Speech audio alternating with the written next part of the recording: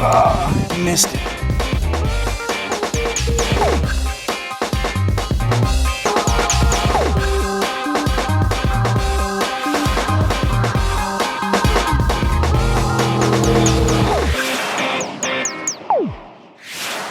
Hi, I'm Z-Man Pro Luke Clausen, here to tell you a little bit about the new umbrella rigs.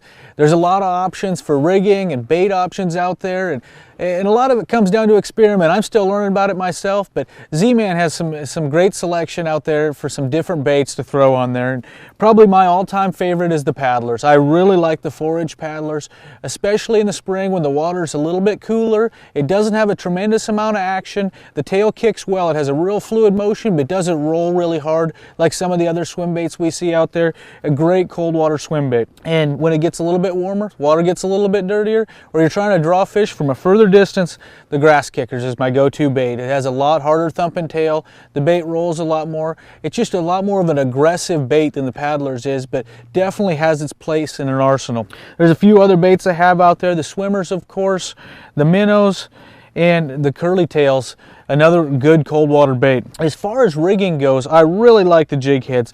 It has a barb on it that holds ElaZtech up better than probably any other jig head out there.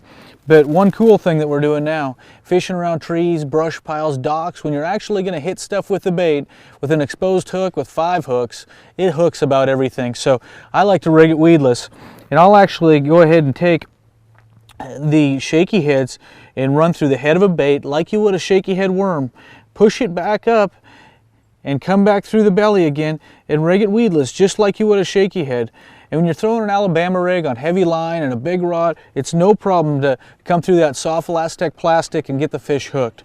The things I really like about ElaZtech are that it's super soft. For me, that's the most important thing. This swims better than pretty much any swim bait out there at slow speed. It has a tremendous amount of action.